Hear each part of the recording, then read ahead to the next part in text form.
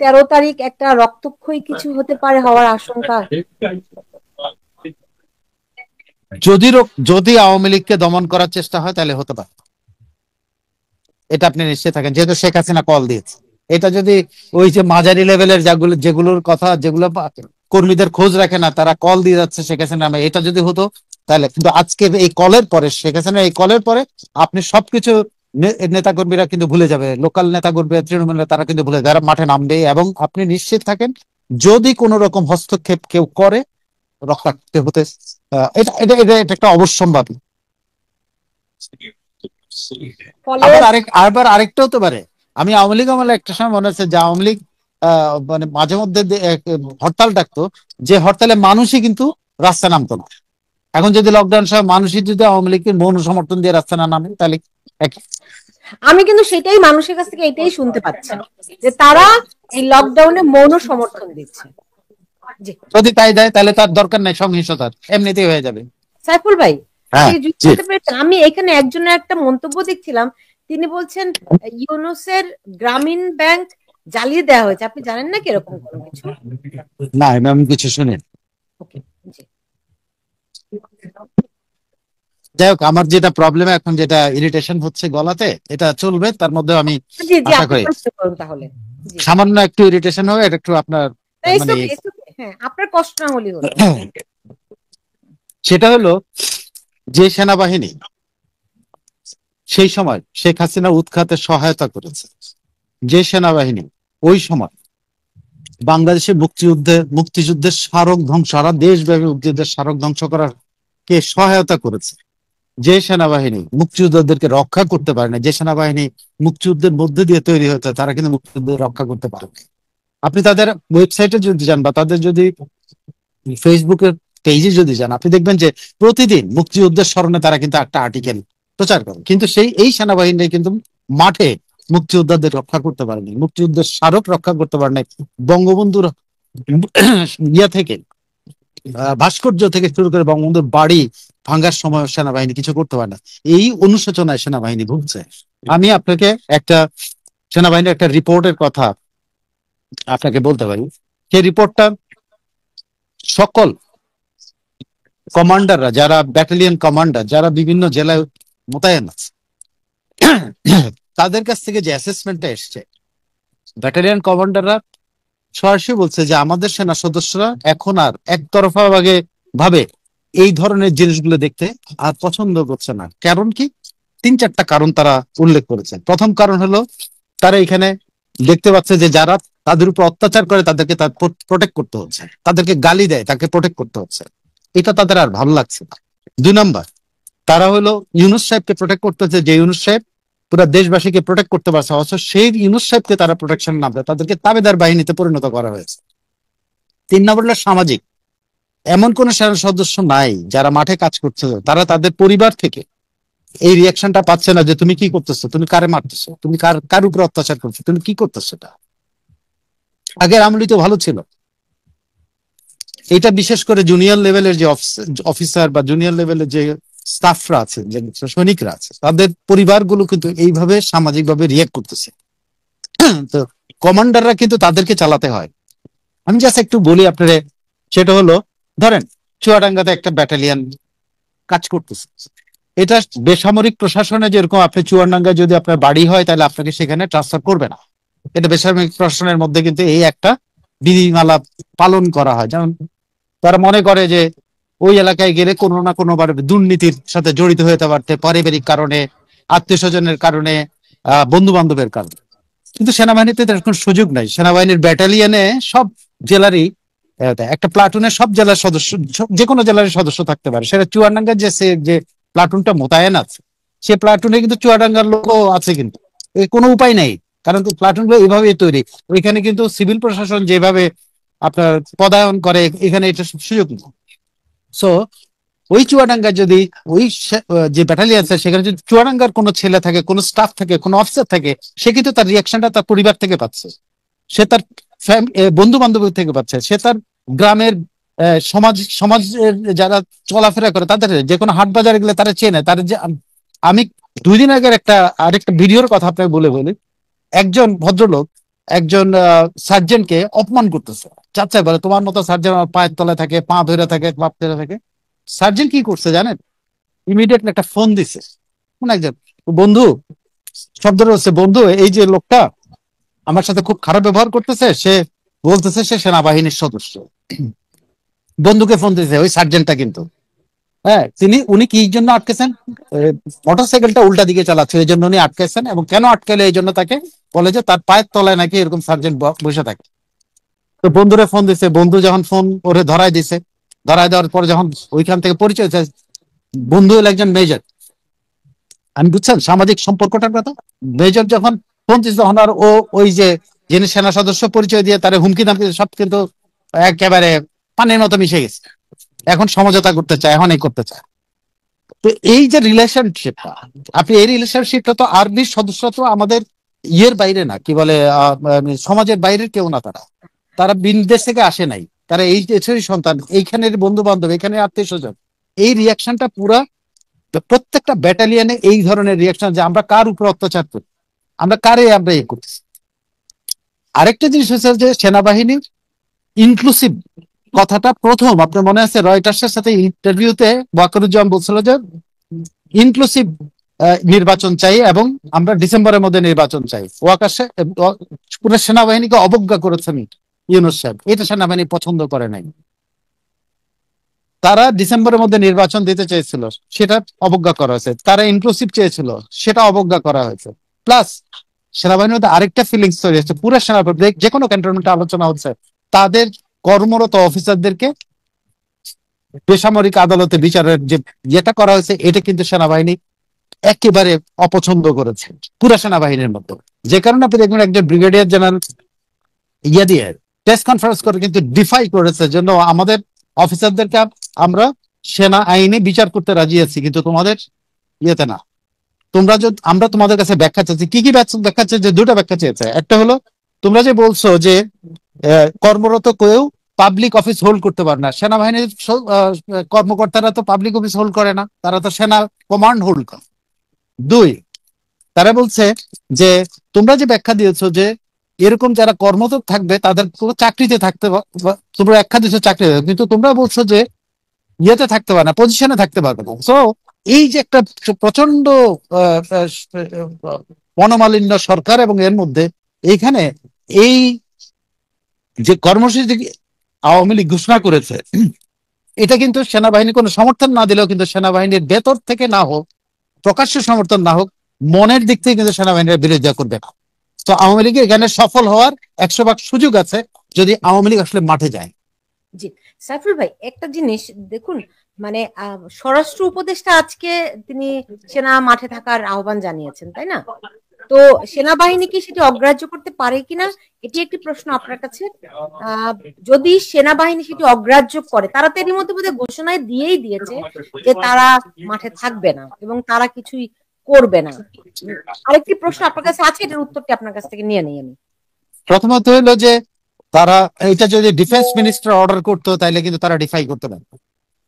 এখানে কিন্তু home adviser করছে, কিন্তু প্রধান উপদেষ্টা এখন পর্যন্ত বলে নাই যে তোমরা যে ডিসিশন নিয়েছো তোমরা সরে যাবা, তোমরা যেতে পারবা না। এটা কিন্তু কিন্তু সেনাবাহিনী তো আপনার প্রধান উপদেষ্টার অধীনও নয়, তারা রাষ্ট্রপতির অধীনে। না, আপনি এই ডিফেন্স মিনিস্ট্রির অধীনে। আচ্ছা, আপনি যখন রাষ্ট্রের কোনো কাঠামো না থাকে তখন তারা প্রেসিডেন্টের আন্ডারে, তত্ত্বাবধায়কের আমলে তারা প্রেসিডেন্ট, আর কিন্তু ইন্টারিম গভর্নমেন্ট তো আমাদের সংবিধানে নাই। সো এটা ইন্টারিম গভর্নমেন্টটা হয়েছে, এখন এই ইন্টারিম গভর্নমেন্টের আমলে কিন্তু তারা ডিফেন্স মিনিস্ট্রির আন্ডারে। সো ডিফেন্স মিনিস্টার কিন্তু আমাদের এই কথিত প্রধান উপদেষ্টা, সো তারা কিন্তু প্রধান উপদেষ্টার আন্ডারে আছে, বাট তারা কিন্তু আবার জবাবদিহি করে রাষ্ট্রপতির কাছে। রাইট, ঠিক আছে। এই ক্ষেত্রে প্রধান উপদেষ্টা কিন্তু তাদেরকে আহ্বান জানিয়েছেন কে? স্বরাষ্ট্র উপদেষ্টা। স্বরাষ্ট্র এই আহ্বান জানালে সেনাবাহিনী মানতে বাধ্য না, কারণ তারা স্বরাষ্ট্র মন্ত্রণালয়ের আন্ডারে চাকরি করে না, তারা স্বরাষ্ট্র মন্ত্রণালয়কে সহায়তা করার জন্য মাঠে ছিল। ঠিক আছে, তাও কার ইয়াতে তারা প্রধান উপদেষ্টার নির্দেশে এটা করছেন। তো এখন তারা প্রধান উপদেষ্টা যতক্ষণ না পর্যন্ত তাদেরকে না বলবে ততক্ষণ পর্যন্ত তারা কিন্তু বাধ্য না। আর প্রধান উপদেষ্টা বলার মতো মুখই তো নাই, তিনি সেনাবাহিনীর প্রধানের সাথে থেকে শুরু করে সেনাবাহিনী নিয়ে যত রকম তার লাল্লু পাঞ্জুরা যত রকম বাজে আচরণ করেছে, তিনি তো কোনো প্রতিকার করেন না, এটা সেনাবাহিনী দেখেছে। সাইফুল ভাই, আপনি দেখেন সেনাবাহিনী তো মোতায়েন আছে সেই 18-19 জুলাই থেকে, রাইট, গত জি বছর। এবং তারা তাদের দরবারে সিদ্ধান্ত নিল, সেনাপ্রধান জানালেন যে তারা মানুষের উপর গুলি করবে না, রাইট। জি সেই হিসেব করলে এখন কি তারা বলতে পারে কিনা যে এই লকডাউন আমরা মোকাবেলার জন্য আমরা মাঠে থাকতে পারবো না? এটা তো অবশ্যই তারা নৈতিকভাবে বলতে পারে, অবশ্যই, যেটা ওরা তখন করতে পারছে, এখন কেন পারবে না? এখনো তো নৈতিকভাবে তারা বলতে পারে যে আমরা কোনো ধরনের দমন পীড়নে থাকবো না, এটা বলতেই পারে। বাট সবচেয়ে বড় কথা হলো তাদেরকে অর্ডার করার মতোই তো অবস্থা নাই। কে অর্ডার করবে? এই প্রধান উপদেষ্টা। এখানে প্রধান উপদেষ্টা তাদের প্রোটেক্ট করেন, প্রধান উপদেষ্টা তাকে প্রোটেক্ট করেন না। প্রধান উপদেষ্টা সার্ভিং জেনারেলদেরকে ইয়ার তাজুলের মতো একটা লাফাঙ্গার কাছে ছেড়ে দিয়েছে, উপরে ছেড়ে দিয়েছে, তাই নাই? তো প্রধান উপদেষ্টার মুখ আছে বলার জন্য? বা ওয়াকারকে কে বলবে? রাষ্ট্রপতি। রাষ্ট্রপতি কি বলবে আপনার মনে হয়? প্রশ্নই আসে না রাষ্ট্রপতি বলবে, কারণ রাষ্ট্রপতিকে অবজ্ঞা করতেছে প্রতি পদে পদে। এই পর্যন্ত সাংবিধানিক যে সংবিধানের আন্ডারে তারা শপথ নিয়েছে, সে সংবিধান অনুসারে কিন্তু রাষ্ট্রপতির কাছে তারা জবাবদিহি করতে পারতো। প্রতিটা ক্যাবিনেট মিটিং এর ডিসিশন অ্যাজ পার কনস্টিটিউশন রাষ্ট্রপতিকে অবহিত করতে হবে। এটা হলো ডিসিশন, যাই আপনি নেবেন। প্লাস আপনি ক্যাবিনেট ছাড়া কোনো পলিসি ডিসিশন নেবেন, সে পলিসি ডিসিশন কিন্তু রাষ্ট্রপতিকে জানাতে হবে। তিন, আপনি ফরেন অ্যাফেয়ার্সে কোনো ডিসিশন নেবেন, আপনি রাষ্ট্রপতিকে জানাতে হবে। আপনি ডিফেন্স স্ট্র্যাটেজিতে কোনো ডিসিশন নেবেন, রাষ্ট্রপতিকে জানাতে হবে। এই চারটা ইস্যুতে এই পর্যন্ত কত ডিসিশন নেওয়া হয়েছে? একটা কি রাষ্ট্রপতিকে জানানো হয়েছে? 5 নাম্বার, আপনি কোনো বিদেশ ভ্রমণ করবেন, এটা কিন্তু স্পেসিফিক, এটা কাটসি, এটা হলো প্রচলিত নিয়ম, এটা বাধ্য না। কিন্তু আপনি যদি বিদেশে কোনো রাষ্ট্রীয় পলিসি সংক্রান্ত সিদ্ধান্ত নেন, বড় কোনো সিদ্ধান্ত না, আপনি রাষ্ট্রপতিকে জানাতে হবে। কিন্তু বিদেশ সফর করলেই জানাতে হবে না। কিন্তু এই পর্যন্ত 15টা সফর করেছে, সে কি রাষ্ট্রপতিকে একবারও অবহিত করেছে যে রাষ্ট্রপতি আমি চীনে গিয়েছিলাম, চীনে যায় শীর্ষ সাথে আমার এই কথা হয়েছে? কারণ সে শীর্ষ নেতার সাথে দেখা করেছে, সেখানে পলিসি ডিসিশন হয়েছে, সেখানে অস্ত্র কেনার ইয়ে হয়েছে, প্লেন কেনার, 22টা বিমান কেনার সিদ্ধান্ত হয়েছে। তো 22টা বিমান কেনার, জঙ্গি বিমান কেনার সিদ্ধান্ত রাষ্ট্রপতিকে জানাতে হবে না? জানায়নি তারা। সো তারা অবজ্ঞা করছে, সংবিধান ভঙ্গ করছে, সবকিছু। এখন তাদের কিন্তু কোনো মুখ নাই। কিভাবে রাষ্ট্রপতিকে বলবে যে আপনি সেনাবাহিনীকে বলেন? আবার সেনাবাহিনীকে কিভাবে বলবে? এটা মুখ কারো নাই, কিন্তু খলিলেরও নাই। জাহাঙ্গীর আলম চৌধুরী কেন বলছেন? আবদারের সুরে বলতেছেন, কারণ উনি একসময় সেনাবাহিনীর বড় কর্তা ছিলেন, এই জন্য উনি আবদারের সুরে বলছে ওরা যাবে না, মানে আমার সন্তানের মতো আমি বলছি যাবে না। কিন্তু এটা তো কমান্ড রে ভাই, এটা তো ওনার আবদারের সাথে চলবে না। তারা তো অলরেডি মনে হয় চলেও গেছে হ্যাঁ, 50%। হ্যাঁ, 50% চলে গেছে। সুপ্রিয় দর্শক শ্রোতা মন্ডলী, আপনারা এই মুহূর্তে আমাকে যে যেখান থেকে দেখছেন এবং পরবর্তী যে যেখান থেকে দেখবেন, সকলকে জানাই আমার আন্তরিক অভিনন্দন এবং শুভেচ্ছা।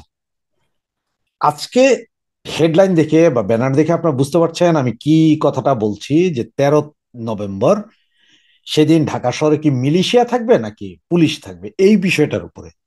তো এই বিষয়টা নিয়ে কথা বলতে গেলে আপনার পুরো পুরো ব্যাপারটা আপনাকে একটু কষ্ট করে আজকে শুনতে হবে। সেটা যদি 10 মিনিট 15 মিনিট হোক, তা তো একটু কষ্ট করে শুনলে হয়তো অনেক ইনফরমেশন পেয়ে যাবেন।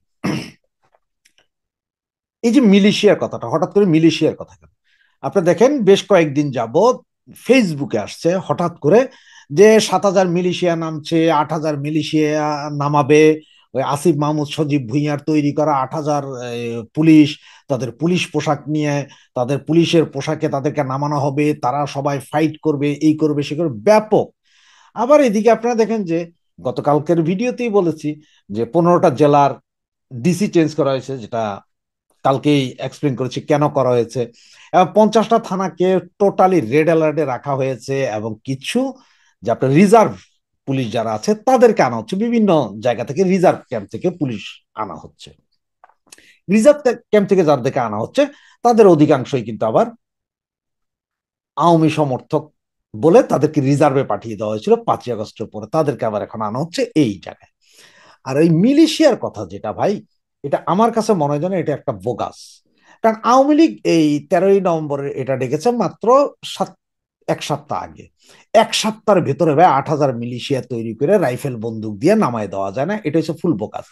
একটা কথা একটু স্মরণ করেন তাহলে আপনারা বুঝবেন। যেমন এই যে বিরোধী দল যখন আওয়ামী লীগ সরকার যখন ক্ষমতা ছিল, বিএনপি জামাত যখন আন্দোলন করতো, তখন বলতো এই পুলিশের সাথে ছাত্রলীগ আছে, সুতরাং ছাত্রলীগ তোমরা পুলিশ ছেড়ে আসো, আমরা খেলা দেখাই দিব। এই কথাটা কিন্তু তখন ওরা বলতো।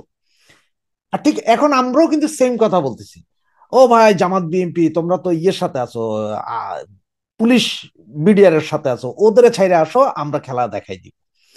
দেন ওরাও জানে ওই যে তখন যে ওরা বলতো যে ছাত্রলীগ আছে পুলিশের ভেতরে, যে কাউরে একটা ছবি তুলে দিয়ে এইটাই ছাত্রলীগের হেলমেট বাহিনী অমুক তো, সিভিলে অনেক পুলিশ নামতো, তাদেরও ছাত্রলীগ বানিয়ে দিত। ঠিক এখন সেম খেলাটা আবারও আপনাদের সাথে খেলছে, যে মিলিশিয়া নামবে। ওরাই খবরটা লিক করছে, ওরাই বলছে যে এই ধরনের খবর দিয়ে দাও, মিলিশিয়া নামবে 8-10 হাজার, ভয়ে যাতে আতঙ্ক থাকে আওয়ামী লীগ ছাত্রলীগের পোলাপান। এটা হচ্ছে মূল থিওরি, আপনারা একটু চিন্তা করেন। এখন 13 তারিখ আসলে হবেটা কি, 13 তারিখ কি করতে বলছে? 13 তারিখে বলছে lockdown. Lockdown, Dhaka city lockdown, তার মানে ঢাকার সিটির চতুর্দিকে কিছু যাবে না, কিছু আসবে না, ভেতরেও কাজ কাম হবে না, বাইরের দিকেও যাইতে পারবে না, কেউ ভিতরের দিকে আসতে পারবে না। লকডাউন মানে এরিয়াটা পুরাটাকে, পুরা ঢাকা সিটিটাকে লক করে দেওয়া, একটা জায়গায় লক করে দেওয়া, মানে কোনো কার্যক্রম থাকবে না। তাহলে এইটার জন্য তো ঢাকা সিটিতে যারা আছে বা আপনারা যারা পৌঁছে গেছেন তারা তো পৌঁছে গেছেন, আর যারা পৌঁছাইতে পারেননি তারা তো পৌঁছাইতে পারবে না। তাহলে তারা তাদের তাদের এলাকায় সেম কাজটা করবেন, প্রতিবাদ জানাবেন, মিছিল মিটিং করবেন যতটুকু সম্ভব। তো এই প্রতিবাদের একটা কাহিনী আমি আপনাদেরকে একটু বলি। এটা এটা গল্প না, এটা কিন্তু বাস্তব। 2005 সালে, তখন মাত্র আমার 4 বছর হয়েছে, আমরা ফ্রান্সে আসছি। হঠাৎ করে এক রাতে দেখি যে ফ্রান্সে ব্যাপক গন্ডগোল, তার মানে কি বিভিন্ন জায়গায় ছেলে পেলেরা নাইমা এই গাড়ির গ্লাস ভাঙতেছে, কোথাও কোথাও দোকানের গ্লাস ভাঙতেছে, এই অবস্থা করতেছে। ঘটনা কি, টিভি খুলে দেখলাম যে সন্ধ্যা 7টার সময় 3টা নিগ্রো ছেলে ফুটবল খেলা আসার সময় পুলিশ দৌড়ানি দিছে মাদক ধরার জন্য। ওরা যে একটা পাওয়ার হাউস স্টেশন বা ট্রান্সফরমার স্টেশনের ভিতরে ঢুকে গেছে, ওখানে ঢুকে যাবো, ওখানে তো ইলেকট্রিসিটি বেশি থাকে, সুতরাং ওখানে ব্লাস্ট হয়ে 2জন মারা গেছে, একজন জীবিত ছিল।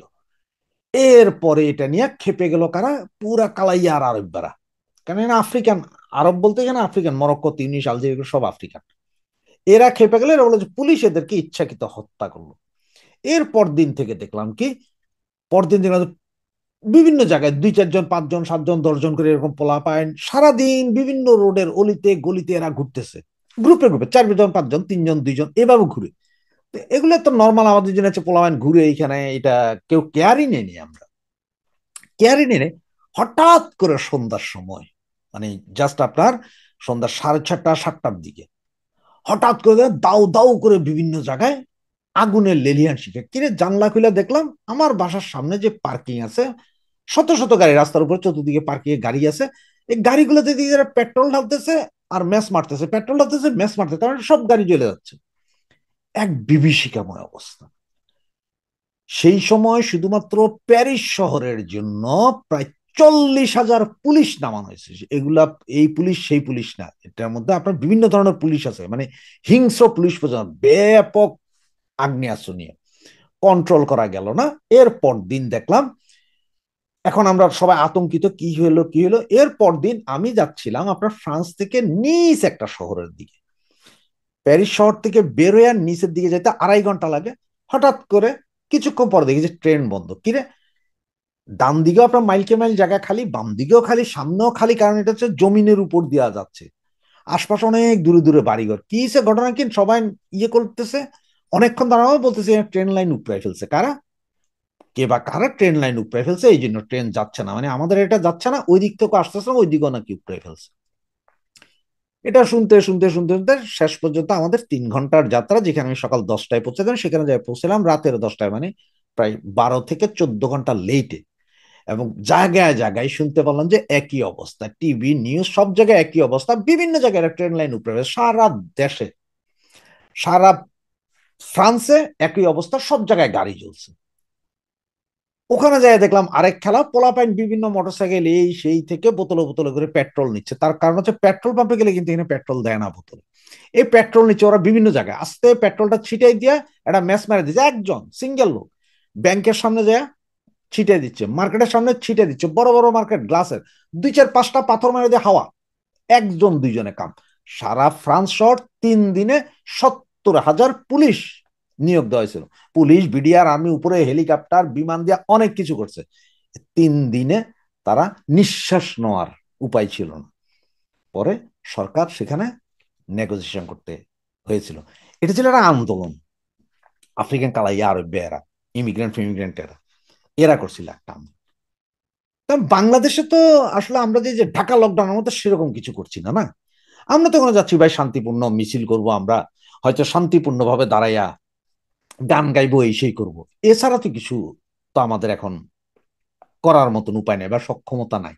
আগে এক সময় আমাদের সক্ষমতা ছিল, এরশাদ পিরিয়ডের আন্দোলন, খালেদা পিরিয়ডের আন্দোলন, আমাদের ব্যাপক সক্ষমতা ছিল। আমরা বিভিন্ন রাস্তায় কিছু পারছি আর না পারছি গাছ কাইটা দিছি।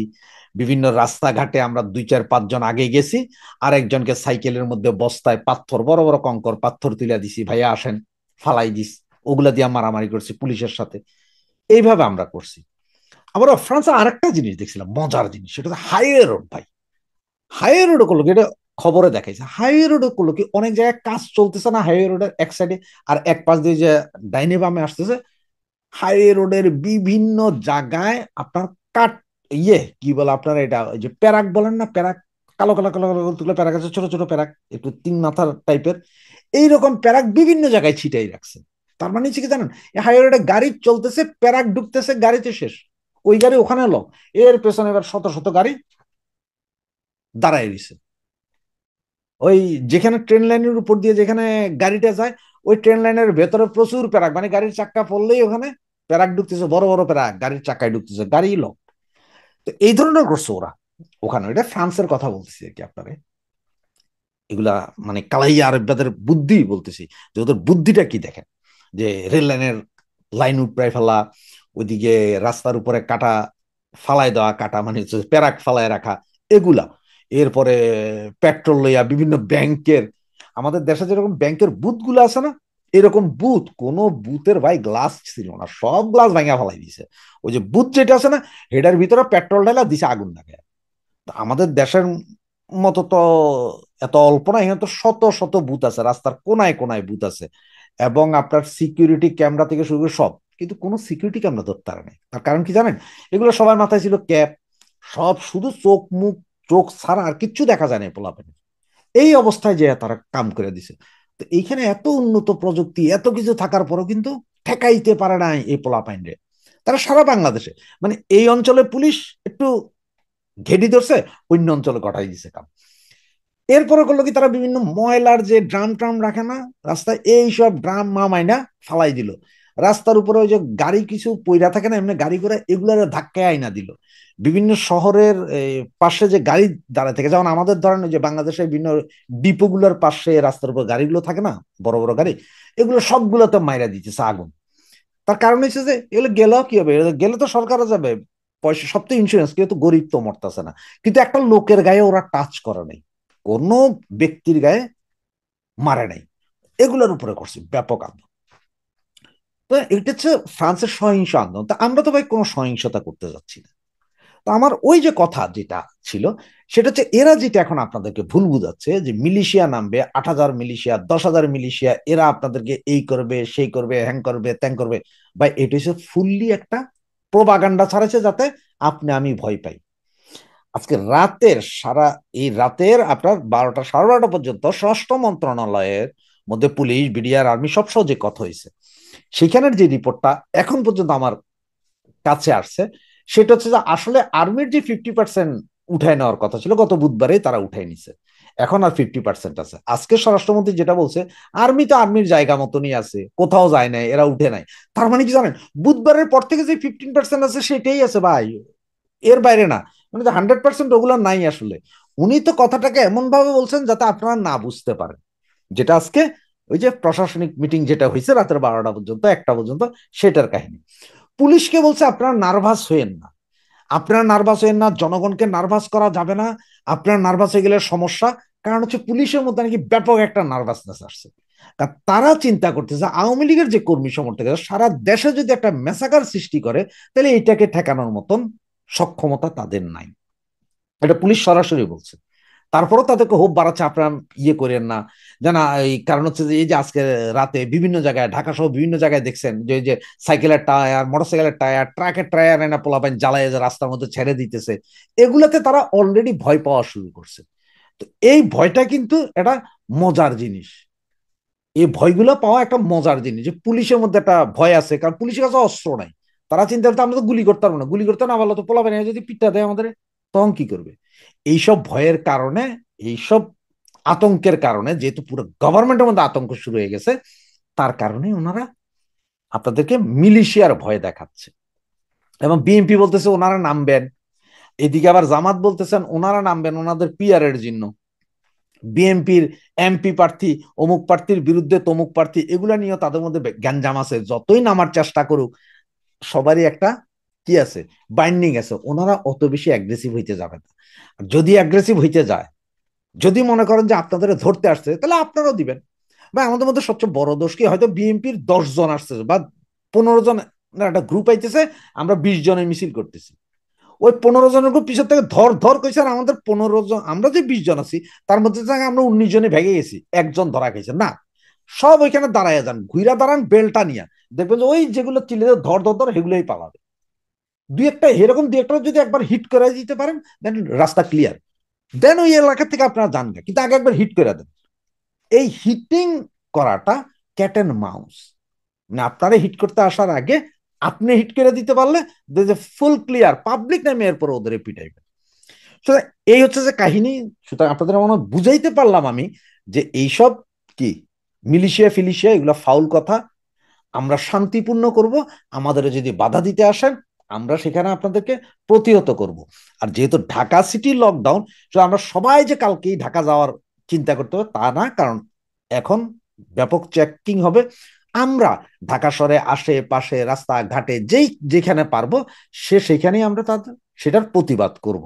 তার মানে হচ্ছে ঢাকা থেকে কিছু আসবে না, ঢাকাতে কিছু যাবে না। আর ঢাকার ভেতরে আমাদের ভাইয়েরা যারা আছে, তারা ঢাকা শহর সামাল দেওয়ার জন্য ইনশাল্লাহ প্রস্তুত আছে।